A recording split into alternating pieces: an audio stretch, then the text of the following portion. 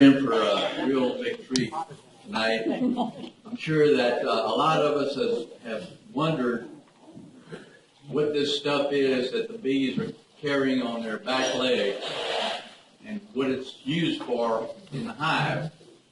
Well, as beekeepers, we know a little bit about that. We know that the bees live on pollen, and we know that they use the pollen mixed with honey to feed the baby bees.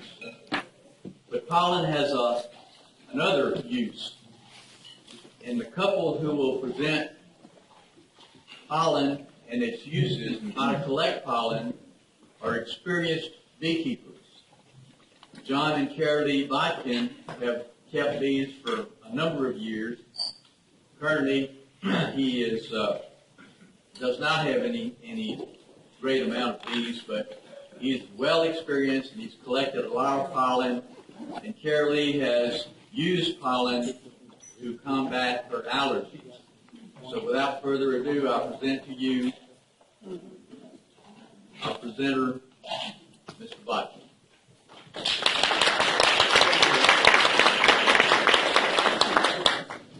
This is, as far as I can tell, best pollen trap going. It's also kind of pricey. This one right here from Better Bee is listed in their catalog at $63.90-something, and it's made to sit on the bottom of the hive. There is another one that sits on the top of the hive, and it may be $10 or so less than that. But I think that I can show you how this is made if you're handy and interested, and I will have some information about how to get the parts and what kind of parts you need. That handout that is coming your way is indeed the handout that came with this pollen trap from Sundance Company. And I called up and talked to the fellow who runs that. He said it was all right to print them out. I think he's thinking he might make a few sales. I've never talked to him before. I'm not advertising Sundance. But I can tell you from my experience with collecting pollen before that this kind of trap works. And I'll show you another kind in a minute. We're going to be warmed up enough here in just a second to get a clear picture maybe. I'll show you a kind that I bought that is cheap. You can buy these little yellow plastic ones for $16, $18. I looked on eBay, and you can buy it now for $29. Don't do that. Find it for less if you want it. You can throw away your money on something cheaper than that. I put those on my hives, and the bees found all sorts of ways to get around it. My old stuff, this is some of it, one of the better old ones, is beginning to show a few cracks here and there. You know how they are. They'll separate here at the corners. And with those plastic pollen traps on, the bees will see a little bit of light through there. And rather than go through the plastic pollen trap, they'll leave holes in it. And if you've got that kind of problem, here's your solution. If this is one half of my toolkit. If it moves and shouldn't, use this. If it doesn't move and should, the other half of my toolkit will probably do the job. But if you put, and I always was a little bit leery about putting duct tape on something that bees could get into, because this stuff would stick to anything. If you put a little bit of aluminum foil under it, like you wanted to patch up a piece right here, or I'll show you in a minute, the front of this pollen trap is going to have a crack. I do not know whether the bees will try to dig through there, but a little bit of duct tape will stop it when they do. This is my better half, and she is going to talk to you in a little bit about the human uses of pollen. Really and truly, she is the reason that we got into pollen collecting some years ago. She got into, we had a friend who put some bees out on our place to winter them, and in the spring they put a pollen trap on and gave her some. She's a city girl, and I was raised out on the ranch. We had cattle and all the dirt and the dust and things that go with that, and it didn't bother me. But she came out there, and suddenly her eyes began to run about the time of first bloom, and the spring didn't quit. And she'd get poison ivy a couple of times a year, bad enough that a sub-Q infection would get started, and she'd go into the doctor for an antibiotic shot. Well, the friend said that bee pollen is good for poison ivy as well as hay fever. And they gave her some, and her pollen, or her poison ivy, she still gets it, but it's nowhere near as bad as it was before. We haven't been to the doctor with subcutaneous infection since. So there is something about that. There is something to the prevention of allergies by pollen. I'm going to show you some of the things that we don't know.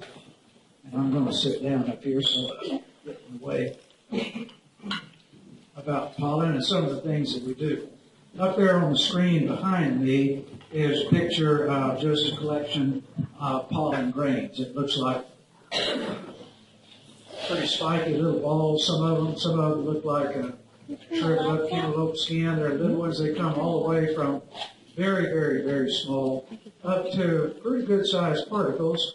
And this is what the bees carry into the hive. This is what you see in their hip pocket when you see them coming in to the hive. Now, a grain of pollen looks like this. It's got a seed coat, a coat on the outside of it that is made of a polymer, and I found out, I went looking on the internet, they really don't know what this stuff is. It's sporopollen. Sporopollen. It's an external wall. It's very tough. And they say the reason they don't know what really composes that stuff is that it is unusually stable as a chemical, and it's very resistant to degradation by any of the enzymes that are used to break down compounds, to analyze them and to study them in laboratory. That sporopollen is part of any grain of pollen, though, that touches your nasal passages. And if you've got hay fever, that's contact with that. And you breathe that in. That's what gives you the hay fever. And it gets in your lungs, and it can be pretty devastating. If you suffer from hay fever, you know. So it's this layer right here that touches the inside.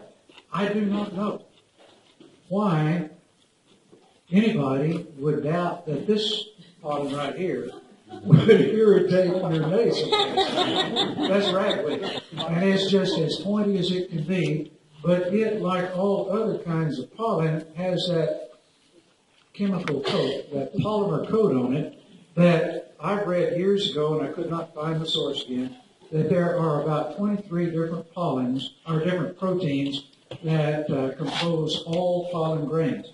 All pollen has the same kind of material on the outside.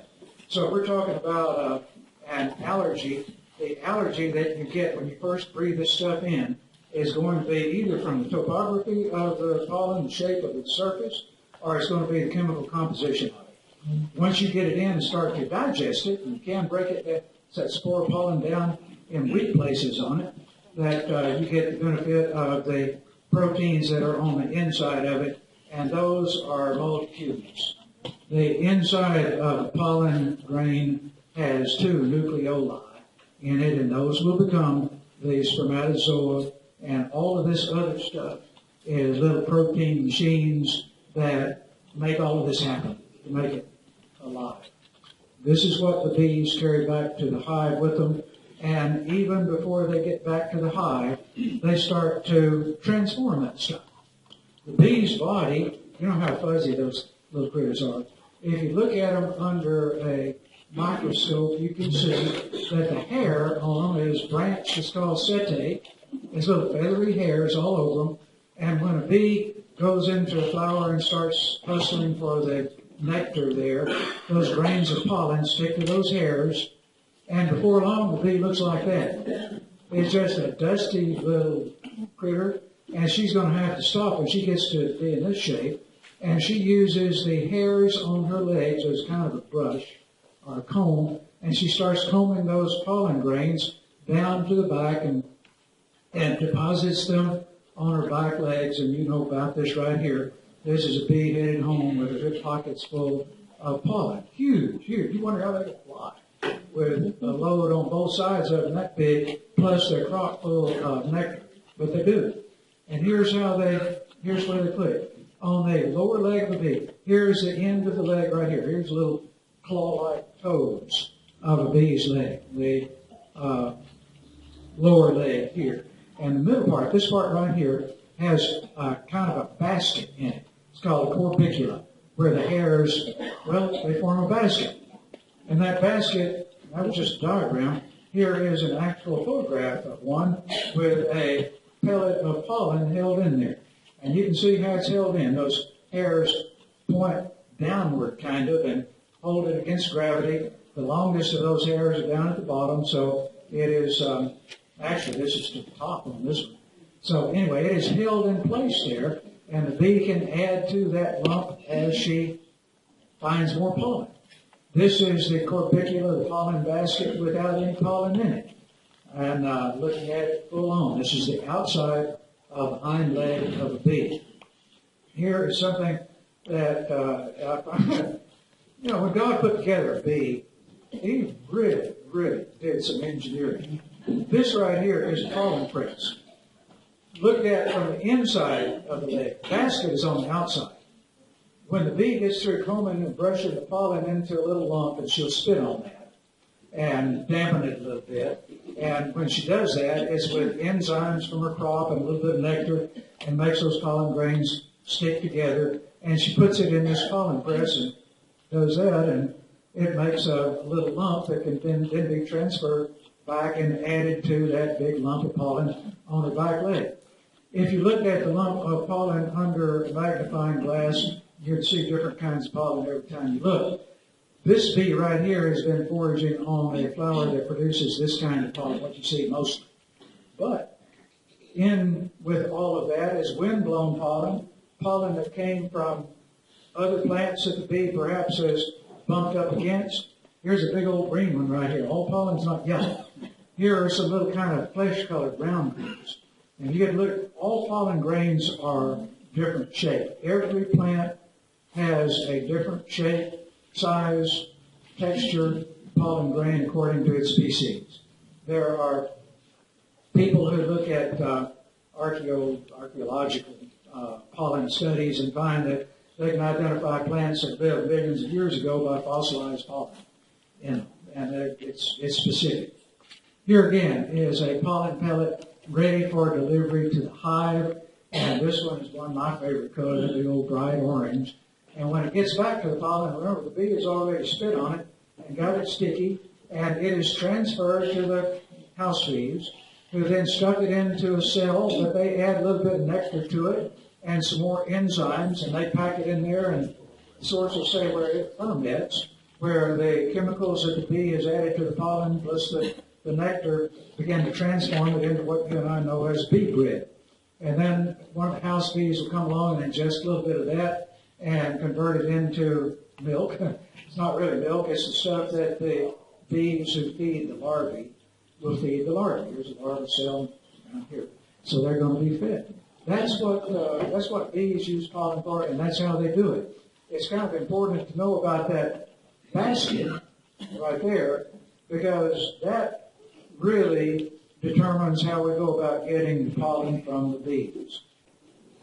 First of all, this pollen trap that I have here to show you is, this is a picture from the catalog right here. And you asked about the price, $63.95 for this one that I've got in front. It's a bottom mount. You can get them that are top mount for, what's that, $9 less. And you put this on the top of the hive. If you've got bees that come and go from the top, that should not be a problem. Mine never did. I've tried to get bees to come and go where I want them to, and they don't read the same books I read. They just don't. Mine don't. Yours might.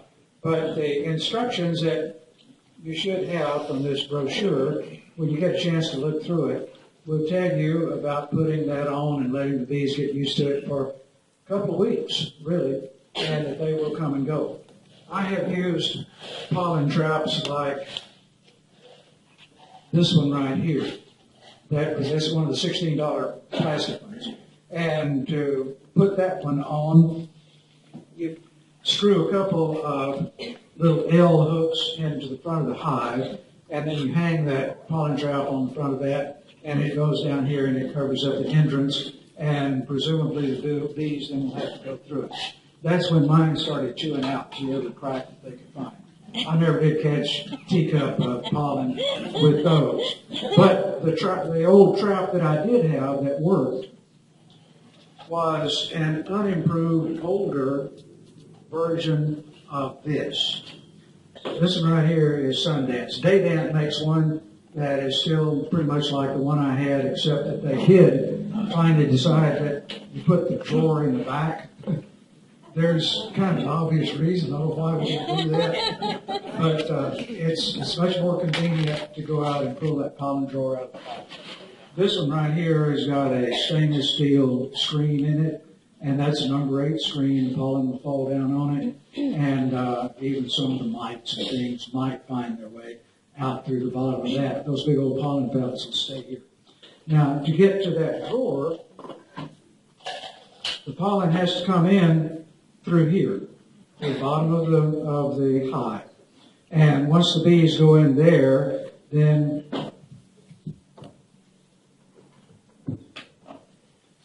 they can come up through the sides or the front and get up into, I don't know whether you can see that, probably not.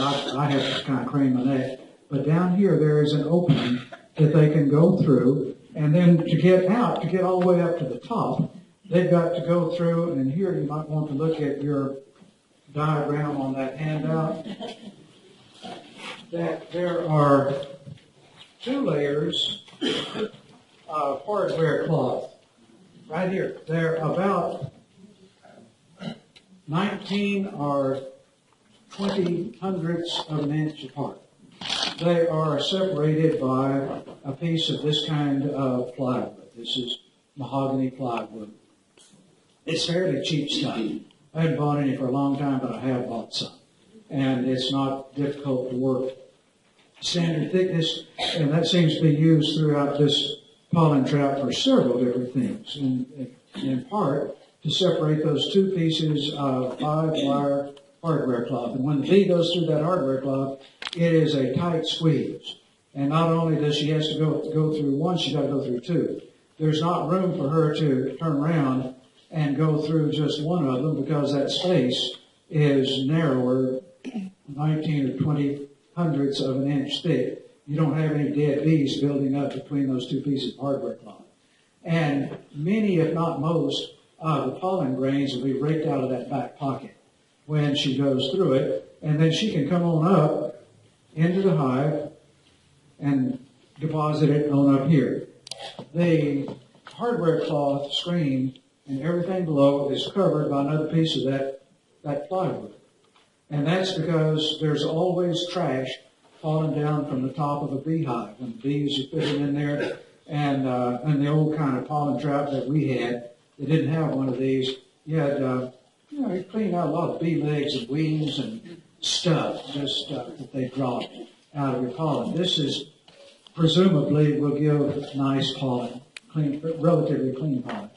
To get back out, the bee goes through these little cones right here.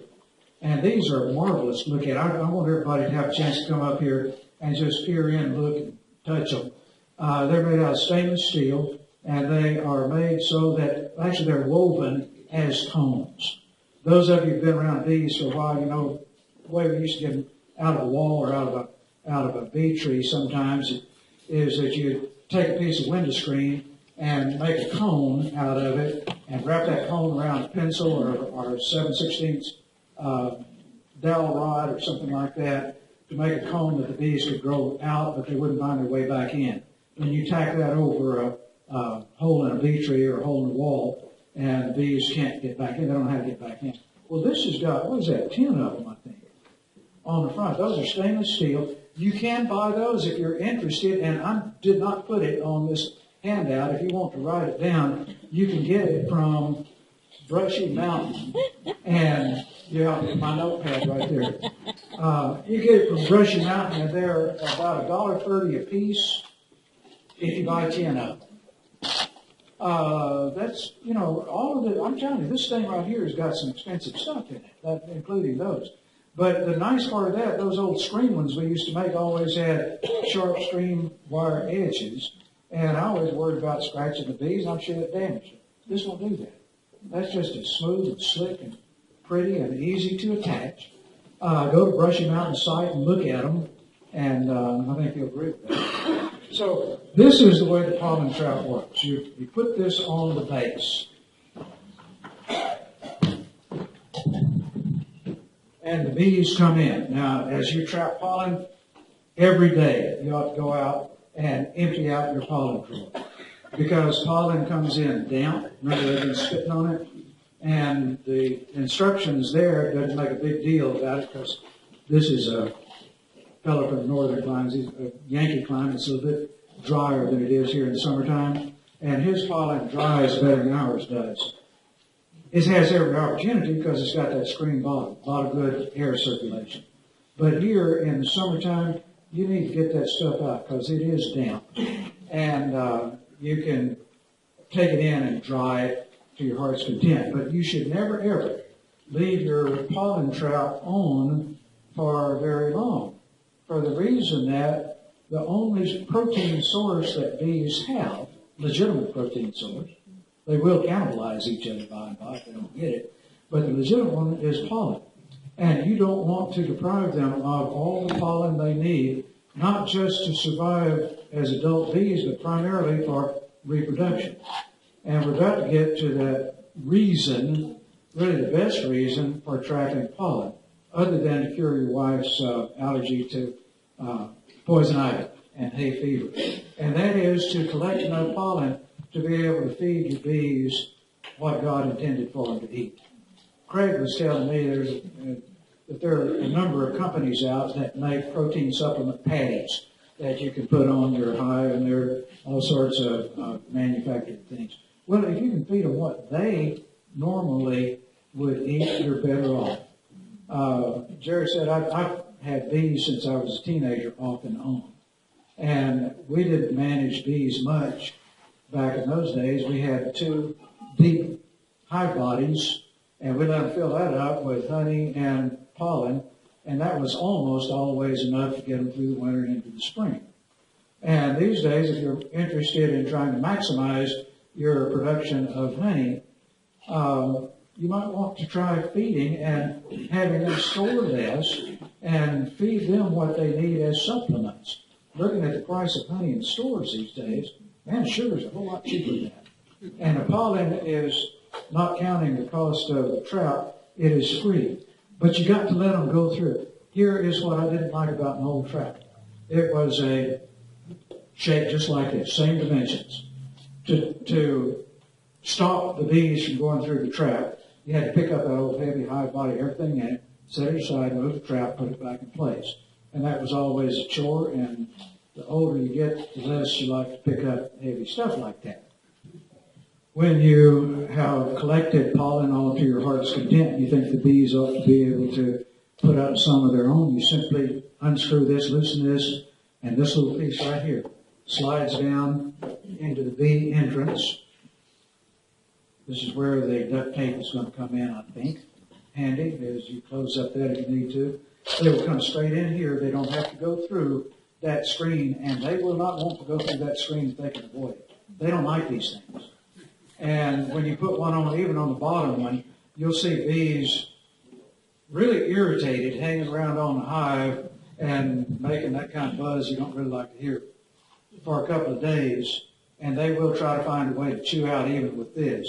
But they will eventually, they'll get used to it, assuming that this one works like our old one did. And there's no reason it shouldn't. This one has got advantages. The old one we used to trap, what did we get, a pint a day? And, that's quite a bit. And it depends. It all depends. I'll show you some pictures of pollen. All right, this is one of those plastic ones mounted on the front of a hive. The bees come in here, and they have to go through a grate. This little black thing down here is a pollen drawer. It's hanging outside.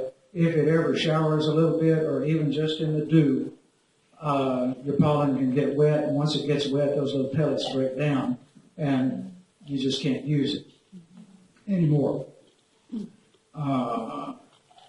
This one, I didn't have a brand. This looks like a homemade one to me. But again, it is a front entrance pollen trap. And it's got a drawer that comes out, I feel pretty sure, back away from us, back over to this corner this way. And, you know, people, you can always tell when some kind of a job that you do is difficult and it's not satisfactory. There'll be more and more tools for it. There are probably more tools that have been invented to mend barbed wire fences and anything else, because that's one of the worst jobs around. Here's a picture of the Sundance pollen trap from the bottom.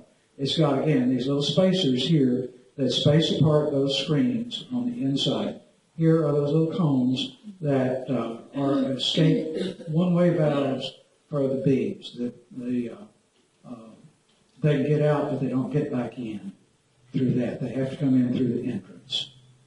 And if you're in a big pollen flow, this is what your drawer might look like when you check it at the end of the day. And the color of pollen in there will be different with the seasons. That the early tree pollen is likely to be a kind of a greenish color, a dark green sometimes. You'll have little darker specks. I really suspect that those little dark specks are propolis that also comes in on the bee's legs, and they get rid of that. If you look at it very closely, this is what your pollen grains will look like when you harvest it. It'll be multicolored.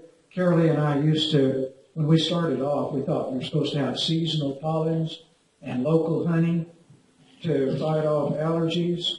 And we found out after the first year, just mix it all together. There are about 23 different proteins in the seed coat of the pollen, and the inside is a mixture of proteins and who knows what else. But it's pretty stuff. Comes in different colors. Here's somebody who is harvesting the way we used to. They take a cookie sheet out to the bee yard and dump the pollen tray in there. Don't do it when the wind's blowing. I would highly recommend that you take a plastic bucket, something deep that the wind won't blow the pollen out of. And when you get back to the house, put it in that cookie sheet and put it on the counter somewhere and let it dry for a little while. But these days, with the problems we have with mites and with hive beetles and wax moths and things, really and truly what they're recommending is that you take that pollen, instead of leaving it in the cookie sheet to dry right off the bat, is put it into a plastic bag in your freezer, leave the bag open, and let it freeze. Leave it in there 24 hours, and all the mold and the webworm eggs and all of those noxious little things that are mixed with pollen will be frozen to death, and you can take it back out and spread it out on your trays like this person has done and let it dry. You never want to dry it too much. If it dries so hard that it gets to be like a grain of sand and you crush it, well, it'll crush. You want to have a little bit of tacking, kind of like making hay.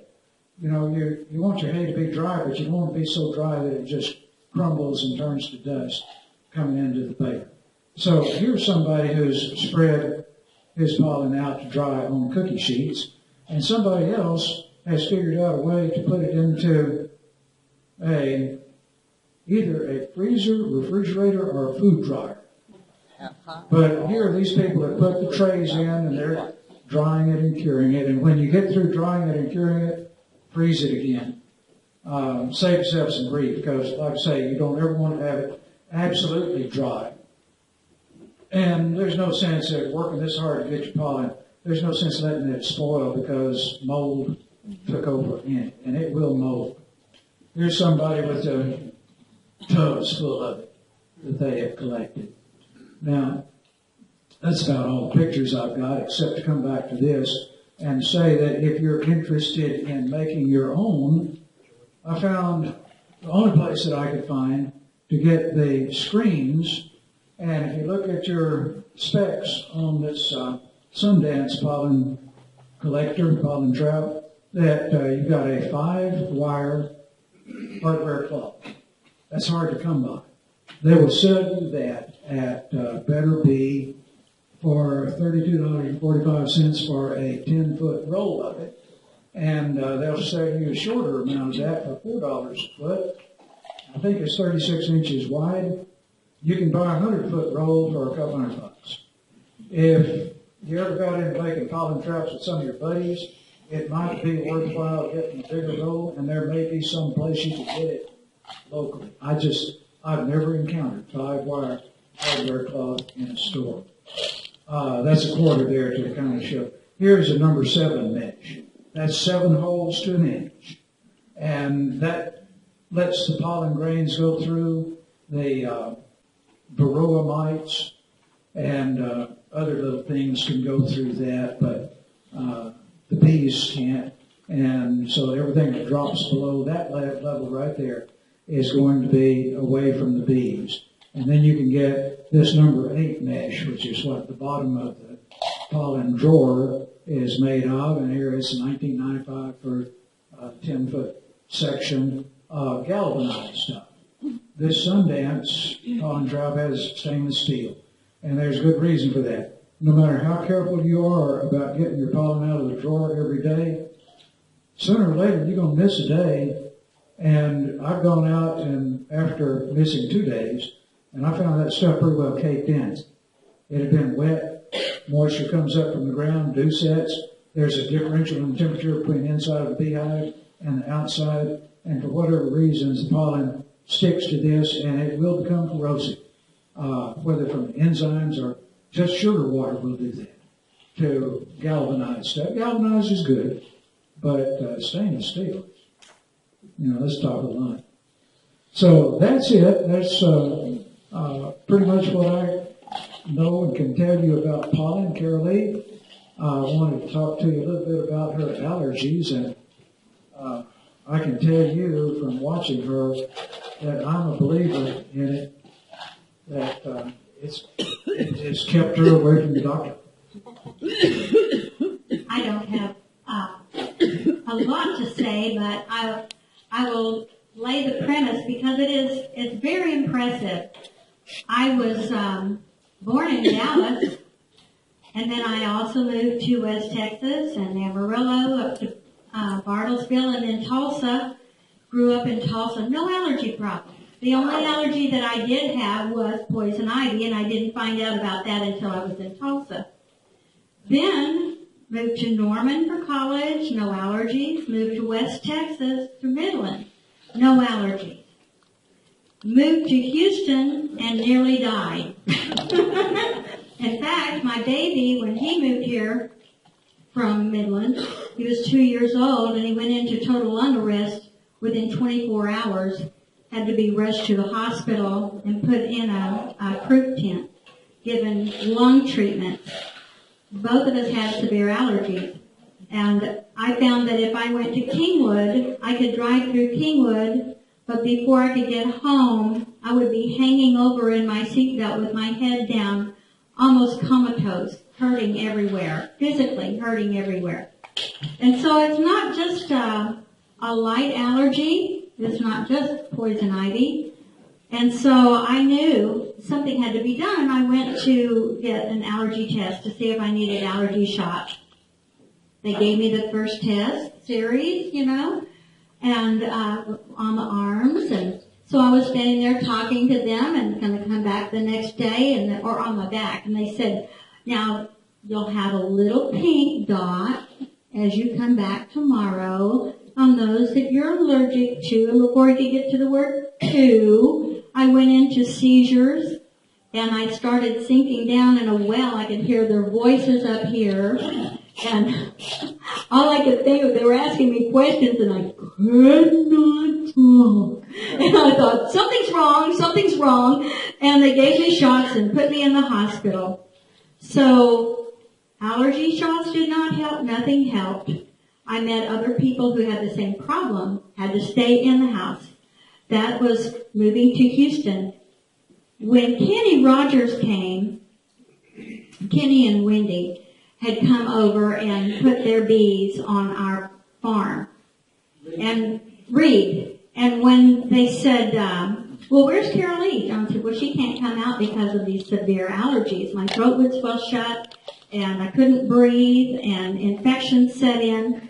He said, let's try some of this bee pollen. So Wendy brought me a bag of bee pollen, brought it in the house. That day I took 1 spoonful of bee pollen as she brought it in. 30 minutes later, I was outside shoveling out the stalls in the barn, cleaning, working. I found then that I didn't even get poison ivy. If I did, I got a little spot and then it cleared up. I told everybody about it. They wouldn't believe it. My doctor became a believer, and he started telling his patients about it. And I had a preacher come to our house one day, and I'll finish with his story. He came to sell us a goat. And while he was there, he started talking about his daughter's allergies, and she couldn't come out of the house. She was housebound. And we said, oh, we know what she needs. He says, nothing works. Doctors tried everything. We said, well, we know what she needs. And we brought out a bag of bee pollen. He says, well, she won't take it. So we'll tell her to give it a try. Just give it a try. He came back to our house with deer sausage. He says, you want to trade? So it makes a believer out of you. It made a believer out of me. And I hope that this has helped you in some way.